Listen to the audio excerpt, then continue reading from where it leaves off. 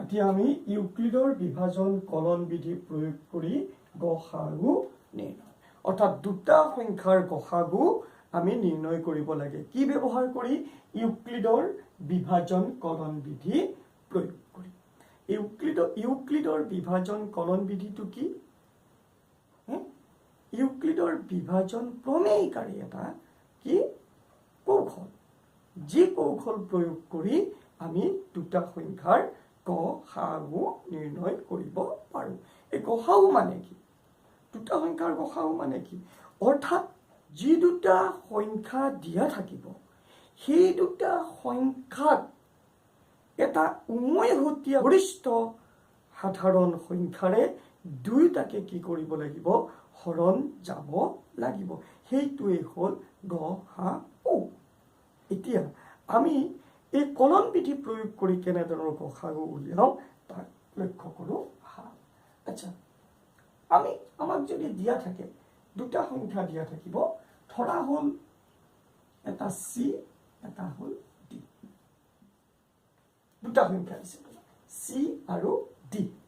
এই চি আৰু ডি দুটা সংখ্যাৰ কি উলিয়াব লাগে? গসাগু উলিয়াব লাগে। দেখিম প্ৰথমতে আমি কি কৰিব লাগিব? এই আমাক দুটা সংখ্যা দিয়া আছে তাৰে ভিতৰত কোনটো ডাঙৰ আমি চাব লাগিব। ধৰি লৈছো মই C is greater than D, তেনেহ'লে চি ইজ ইকুৱেল টু কি লিখিব পাৰিম? D Q plus R. কাৰণ আমি এটা পাইছো, আগতে কৈছো A is equal to BQ plus R পাইছো। একে কথা, সেইটোৱে আমি কি কৰিছো? ব্যৱহাৰ কৰিছো। এতিয়া তুমি চাবা এই চি আৰু ডি, চি আৰু ডিৰ পৰা মই কি পালো? কিউ আৰু আৰ পাইছো। কিউ আৰু আৰ পাইছো। য'ত আমাৰ চৰ্তটো কি আছিল? চৰ্তটো কেনেভাৱে থাকিব? 0 আৰ কি থাকিব? ডি থাকিব। ডি। আচ্ছা চোৱা, এতিয়া আমি ইয়াৰ পৰা এইটো চৰ্তৰ পৰা আমি ইয়াত কি পাইছো? চি আৰু ডিৰ গসাগু নিৰ্ণয় কৰিব পাৰিম। এটা কথা মনত ৰাখিম, যেতিয়ালৈকে আৰটো শূন্যৰ সমান নহয়, কোনটো আৰ? এই আৰটো। এই আৰটো যেতিয়ালৈকে শূন্যৰ সমান নহয় তেতিয়ালৈকে এইটো আমি ষ্টেপ বাই ষ্টেপ কৰি গৈ থাকিব লাগিব। যেতিয়া আৰটো শূন্যৰ সমান হ'ব তেতিয়াই আমি কি হ'ব? অংকটো শেষ, আৰু তেতিয়া আমি কি পাম? গসাগু পাম। এতিয়া যদি ইয়াতে তোমাৰ আৰটো শূন্য হৈ গৈছে, যেতিয়া এইটো আৰ শূন্যৰ সমান হয় তেতিয়াহ'লে অংকটো আমাৰ ইমানতে শেষ। তেতিয়াহ'লে গসাগু কিমান হ'ব? গসাগু কি হ'ব? গসাগু হ'ব আমাৰ ডি। গসাগু হ'ব ডি। এতিয়া এই কথাখিনি আমাৰ এটা উদাহৰণ লৈ কৰিলে বেছি সুবিধা হ'ব, তোমালোকৰ বুজাত সুবিধা হ'ব। এটা উদাহৰণ লওঁ দিয়াচোন। যিকোনো এটা সংখ্যা ধৰি ল'লো আমি 25 আৰু আমি কি ল'ব লাগে? 55ৰ আমি কি উলিয়াব লাগে?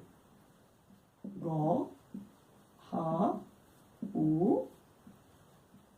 নিৰ্ণয় কৰা। আমাক দুটা দিলে 25 আৰু 55ৰ গসাগু নিৰ্ণয় কৰা। কি প্ৰয়োগ কৰি? ইউক্লিডৰ বিভাজন কলন বিধি প্ৰয়োগ কৰি। এতিয়া প্ৰথম কামটো কি আছিলে? ডাঙৰ সংখ্যাটো বাছি উলিওৱা। 1 নম্বৰ মই কি লিখিম? কি সংখ্যা উলিয়াম? ইয়াত আমি কি পালো? 55 is greater than 25। 2 নম্বৰ ষ্টেপত মই কি কৰিব লাগিব? যে 55 is equal to 25 into আমি কি উলিয়াব গৈ আছো? C is equal to DQ plus R। এইটো ফৰ্মত আমি আনিব লাগিব। এতিয়া 25ৰে 55ক হৰণ কৰিলে কিমান বাৰ যাব চোৱাচোন। আমি যে প্ৰথম উদাহৰণটো লৈছিলো তেনেকুৱা আমি কিমান বাৰ যাব? কৰা হৰণটো কিমান বাৰ দিম? 2 বাৰ। কিমান পৰ? 50। অৰ্থাৎ কি পালো হ্যাঁ কিউ কিমান পালো আমি আগতে কৈছিলো এটু কি বুলি কৈছিলো কিউ বুলি কৈছিলো আৰু এটুক আমি কি বুলি কৈছিলো আৰ বুলি কৈছিলো আৰু এটু তোমালোকে এটু আমাৰ এই ক্ষেত্ৰত সি হ'ব আৰু এটু আমাৰ এই ক্ষেত্ৰত কি হ'ব সৰি এটু সি হ'ব আৰু এটু কি হ'ব তোমাৰ ডি হ'ব এতিয়া চোৱা কিউ কিমান পালো আমি নিশ্চয় 2 পালো প্লাস আৰ কিমান পালো 5 হল আৰ কিমান পালো 5 আৰ তো শূন্যৰ শূন্য হৈছে নেকি নাই হোৱা গতিকে অংকটো আকৌ আমি কৰিব লাগিব ইয়াৰ পিছত আমি কোন দুটা সংখ্যা লম এইটো আৰু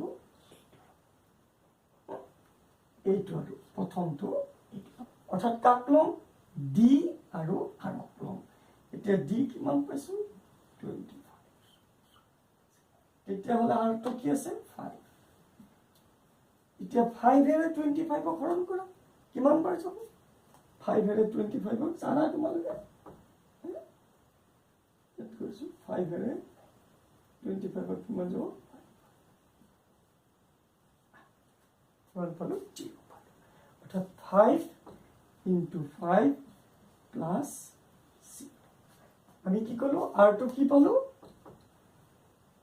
এটো পালো আমি কি r to কি পালো 0 পালো আমি কৈছো r যেতিয়াই 0 হৈ যায় তেতিয়া আমাৰ অংকটো শেষ হৈ যায় অৰ্থাৎ আমাৰ অংকটো ইমানতে শেষ তেতিয়া হলে 25 is equal to 5 into 5 plus 0 is 0 ইয়াৰ পৰা আমি কাৰ গসাগু 25 আৰু 55 ৰ গসাগু কোনটো হ'ব নিশ্চয় এইটো হ'ব এইটো আমাৰ এইটো মনত ৰাখিবা এইটো নহয় কিন্তু দুটা 5 আছে এইটো 5 লিখা নাই এইটো আমাৰ কোনটো হৈছে d2 গতিকে এতেকে মই লিখিম 25 আৰু 55 ৰ গ হা উ হ'ব বাস ইমান পাইছা বুজি গতিকে একদম সহজ কিন্তু পৰীক্ষাৰ কাৰণে খুব ইম্পৰ্টেন্ট মৰম ছাত্ৰ ছাত্ৰীসকল এইখিনি আভাসৰ ওপৰত নিৰ্ভৰ কৰি আমি অনুশীলনী 1.1 ত এই ইউক্লিডৰ কলন বিধি প্ৰয়োগ কৰি গ হা গু নিৰ্ণয় কৰা প্ৰশ্ন কেইটা আছে অংক কেইটা আছে হেকেটা তোমালোকে কৰিবা মই আজি দুটা বা এটা তোমালোকক কৰি দিব যত্ন কৰিছো সোৱাছো তেতিয়াহলে আমি আগবাঢ়িম অনুশীলনী 1.1 লৈ অনুশীলনী 1.1 ৰ 1 নম্বৰৰ এক অংকটো প্ৰথম অংকটো আমাক দিছে যে 135 আৰু 225 এই দুটা সংখ্যাৰ কিউলিয়া গ হা উ নিৰ্ণয় কৰা কি প্ৰয়োগ কৰি ইউক্লিডৰ বিভাজনৰ কলন বিধি প্ৰয়োগ কৰি তেনে একদম সিম্পলি আগবঢ়াচোন আমি অলপ আগতে কি কৰিলো 25 আৰু 55 ৰ আমি কি উলিয়ালো গ হা উ নিৰ্ণয় কৰিলো এতিয়া আমি প্ৰথম কি হ'ব লাগে বুলি কৈছো প্ৰথম আমাক দিয়া সংখ্যা দুটাৰ ভিতৰত কোনটো ডাঙৰ ইয়াত কোনটো ডাঙৰ 225 আমি এটো উলিয়ালো যিটো ডাঙৰ তাক আমি কি বুলি ধৰিম সি বুলি ধৰিম বা এ বুলি ধৰিম যিকোনো এটা তাক আমি কি বুলি ধৰিম 225 is equal to ইয়াক কি পাতিম 2 নম্বৰ সংখ্যাটো পাতিম 135 অৰ্থাৎ আমি আন দুটা সংখ্যা নিৰ্ণয় কৰিব লাগে বাস এইটোৰ কাৰণে আমি কি কৰিম ভেৰি সিম্পল আমি কৈছো হৰণ কৰিম বেলেগ একো নকৰো 135 এৰে কাক হৰণ কৰিম 225 হৰণ 225 হৰণ কৰি নিশ্চয় তোমালোকে দেখিছা ইয়াত এবাৰেই যাম 135 0 12 কিমান হল 90 কিমান পালো 90 পালো অৰ্থাৎ এইটো আমাৰ কি r মানে কি পালো 90 পালো আৰু q মানে কি পালো 1 পালো অৰ্থাৎ q মানে 1 প্লাস কিমান 90 ওকে r কিমান পালো 90 কেতিয়ালৈকে এনেকৈ কৰি গৈ থাকিব লাগিব r টো যেতিয়ালৈকে শূন্য নাপাওঁ নেক্সট আমি কোন দুটা সংখ্যাক ধৰিম না নিশ্চয় এইটো আৰু এইটো তেতিয়াহ'লে 135 is equal to কোনটো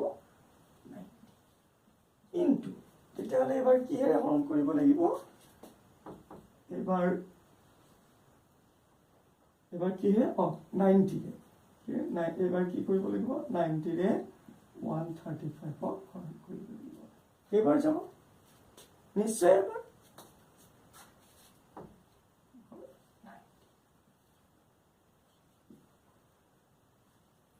বা 45 অৰ্থাৎ আমি কিউ এটো কিউ পালো কিউ মানে 1 আর মানে আমি কিমান পালো 45 পালো কিউ মানে 1 আর মানে কিমান 45 হল শূন্য হল নাই গতিকে আকৌ কৰিব লাগিব সেম একেখিনি আকৌ কৰিব লাগিব এবাৰ কাক লম সংখ্যা দুটা কি লম এবাৰ সংখ্যা দুটা লম 90 আৰু 45 90 লম ইয়াত 90 পাতিম ডাঙৰটো ইয়াত কি পাতিম 40 এতিয়া 45 এৰে কাক হৰণ কৰিব লাগিব 90 হৰণ কৰিব লাগিব 45 এৰে কাক হৰণ কৰিম এইটো তোমালোকে জান কেইবাৰ যাব দুবাৰ ৰিজাল্ট অৰ্থাৎ r ইকুৱেল টু কিমান পালো আমি r ইকুৱেল টু কিমান পালো 0 পালো আমি কৈছো r 0 পোৱাৰ লগে লগে আমাৰ অংকটো শেষ হৈ যায় এই আমি লিখিম q মানে কি পালো 2 r মানে কি পালো 0 অৰ্থাৎ ইমানতে আমাৰ অংকটো শেষ হৈ গ'ল তেতিয়াহ'লে কি দেখা পালো গ হা কোনটো হ'ব নিশ্চয় এইটোৱে হ'ব তোমালোকৰ গ হা এতিয়া কি বুলি কম এতেকে দেখা গ'ল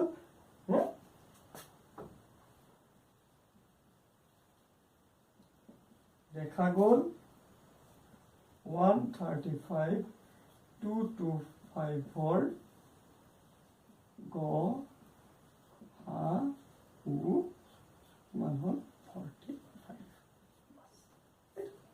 ভেৰি সিম্পল বুজি পাইছা তোমালোকে এইটো মনত ৰাখিবা এইটোৱে মূল ফৰ্মুলা যেতিয়ালৈকে r টো 0 নাপাওঁ তেতিয়ালৈকে আমি কি কৰো এই অংকটো কৰি গৈ থাকো আৰু r 0 পোৱাৰ লগে লগে আমাৰ অংকটো শেষ হৈ যায় সহজ একেবাৰে সহজ তথাপিতো আমাৰ যেতিয়া আমি পৰীক্ষাৰ বহিবিলাক চাওঁ তেতিয়া আমাৰ ল'ৰা ছোৱালীবিলাকে সহজতে ভুল কৰে কিছুমানে এনেকে কৰি গৈ থাকে গৈ লাষ্টত উত্তৰটো লিখে যে কহাও পাহৰি কেনে এইটো লিখি থাকে এই সেকেন্ড টাৰ্মটো লিখি দিয়ে ৰং যেতিয়া তুমি অংকটো ইমান ধুনীয়াকে কৰি উত্তৰটো সেকেন্ড টাৰ্মটো লিখি দিবা তেতিয়া ভুল হ'ব এইটো নহয় এইটো আমি পাইছোহে হয় না নহয় এইটো নহয় সদায় কখাগু হ'ব যেটো ডি অৰ্থাৎ বা ইউক্লিডৰ প্ৰমেয়িকাত আমি কি পাইছিলো